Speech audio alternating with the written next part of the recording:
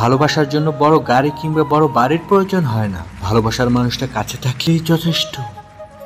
একটা মেয়ের জীবনের সবচেয়ে বড় পাওয়া হলো একজন যত্নশীল স্বামী।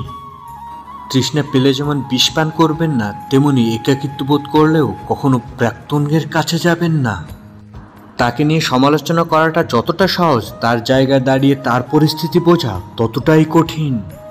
সবাইকে খুশি করার চেষ্টা করে কোনো লাভ নেই, কারণ প্রদীপের নিচেই থাকে জমাট বাঁধা অন্ধকার। বন্ধু একটাই হোক, তবে এমন হোক যাতে মুখের কথা নয়, মনের কথা বুঝতে পারে। নিজের প্রতি ঠিকভাবে চললে কিছু প্রমাণ করতে হয় না, চুপচাপ অপেক্ষা করলে সময় ঠিক একদিন সাক্ষী হয়ে দাঁড়াবে। বিশ্বাস করা ভালো, তবে অন্ধবিশ্বাস না। বিশ্বাস করুন প্রমাণের সাথে, তা না হলে ঠকতেই হবে। শুধু আই লাভ ইউ বললেই ভালোবাসা হয় না, আই হেট ইউ বললেই ঘৃণা করা যায় না। অনেক সময় আই হেট ইউর মাঝেও অনেক ভালোবাসা থাকে, আবার আই লাভ ইউর মাঝেও অনেক নাটক লুকিয়ে থাকে। সবাই বলে একলা এসেছি একলাই যাব, কিন্তু সত্যি হলো দুজন ছাড়া আসা যায় না, আর চারজন ছাড়া যাওয়া যায় না। মানুষ বিশ্বাস করে সবকিছু পায়, আবার সেই বিশ্বাস করে সবকিছু হারায়। অর্থাৎ কিছু পেতে হলে কিন্তু বিশ্বাসটা আগে করতে হবে।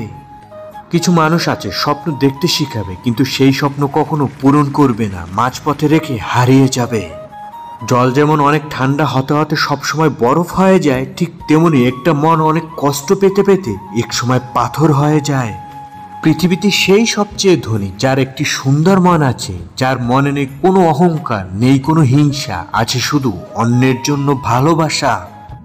জীবনে বড় হও কিন্তু কাউকে ছোট করে নয়, জীবনে হাসো কিন্তু কাউকে কাঁদিয়ে নয়, জীবনে জয়ী হও কিন্তু কাউকে ঠকিয়ে নয়, জীবনে সুখী হও কিন্তু কাউকে খুব কষ্ট দিয়ে নয়।